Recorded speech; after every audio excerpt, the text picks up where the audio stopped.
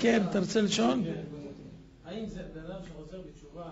תקרב את המיקרופון. זה מספיק, בן אדם לחזור בתשובה צריך וידוי ועזיבת החטא. וקבלה לעתיד, לא לשוב בזה. אבל האם זה מספיק?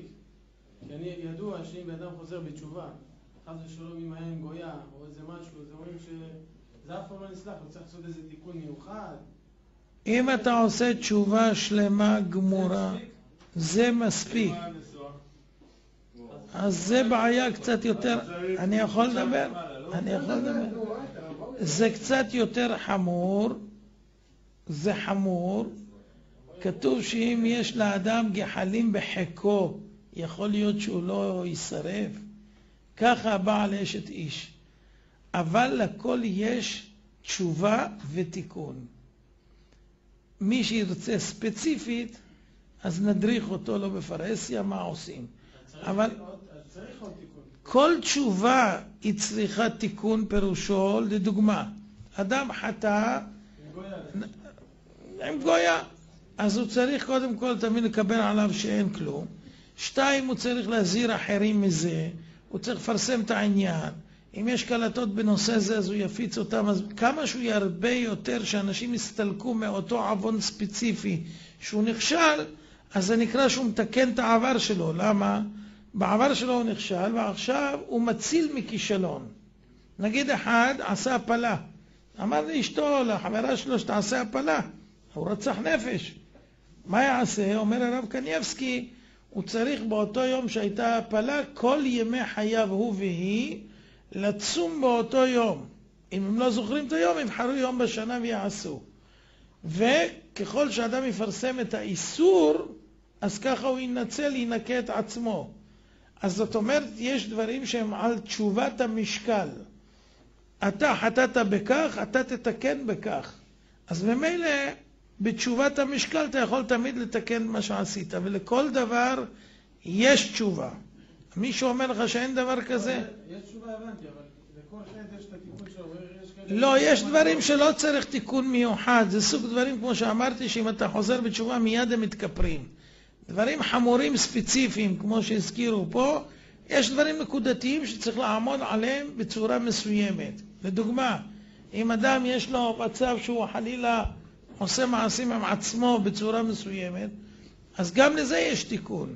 והבן אדם הזה צריך לדעת, יש ספר שבו מביאים את כל התיקון בכל העניינים האלה.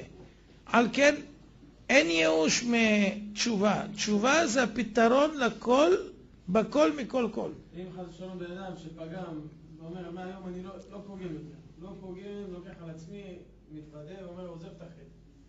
זה התשובה הזאת, באותו רגע נחשבת לו משהו פגם. קודם כל מה שהוא עשה כרגע, זה תשובה גמורה. אם הוא ייפטר נגיד רגע אחרי זה, הוא בעל תשובה בעניין זה. אחר כך אם הוא רוצה, אתה מבין, לתקן את העבר, כאילו לנקות ולנקות ולנקות. קודם כל כפרה יש. עכשיו לנקות, שלא יהיה רושם בכלל כמו שאומרים. אדם יכול לפעמים, אתה יודע, להתנקות מלכלוך שיש עליו, אבל אם הלכלוך היה גם מסריח, אז כתם כבר אין, אבל סרחון עדיין יש. אם הוא רוצה לנקות את זה לגמרי, אז יש דרך, והדרך הזאת זה על תשובת המשקל בכל העניין ועניין. אתה מבין? אין דבר שאין לו תשובה.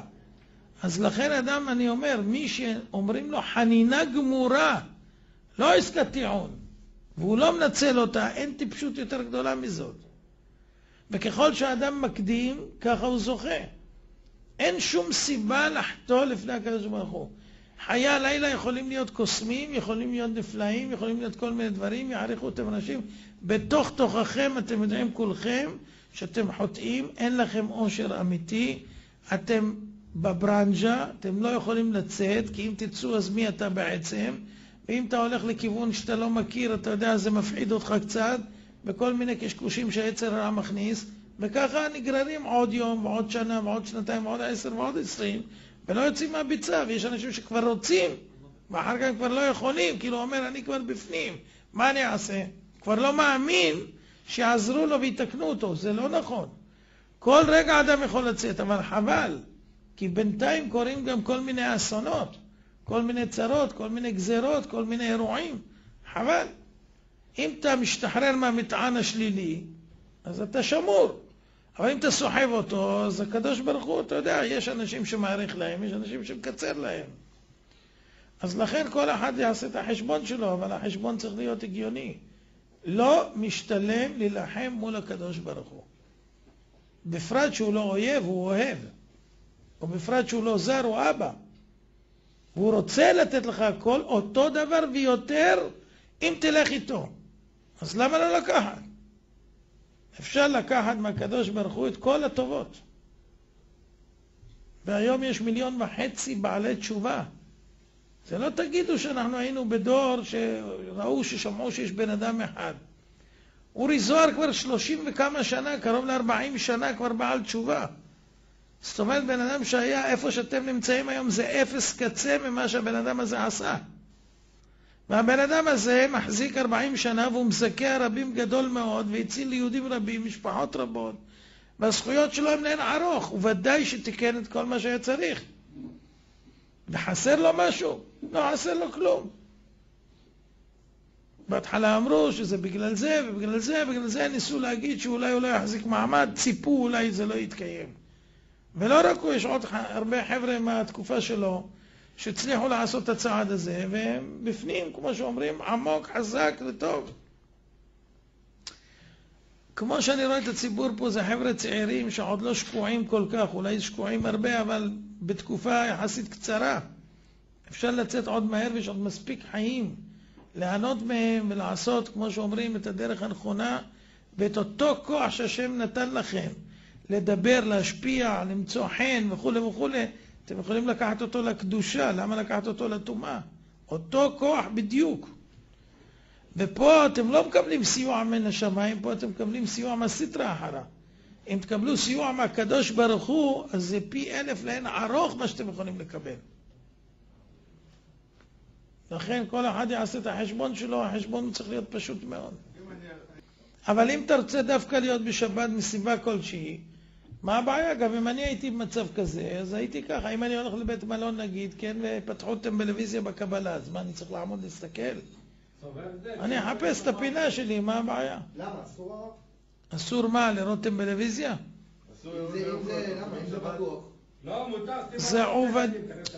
זה עובדין. מה אתה צוחק? תקשיב. זה עובדין דחול שבת, זה שבת קודש. כל השבת היא צריכה להיות מופנית לקדושה, לדברים שבקדושה. לא מכניסים חול בקודש, יוצאים מן החול מששת ימי החול, נכנסים לקודש, מוצא שבת יוצאים מן הקודש של החול. אז לא מכניסים את החול לקודש, בשביל מה יש קודש? בשביל להכניס את החול. טלוויזיה זה חול, אז זה לא רק חול, יש שם את כל העבירות שרק אפשר, כן?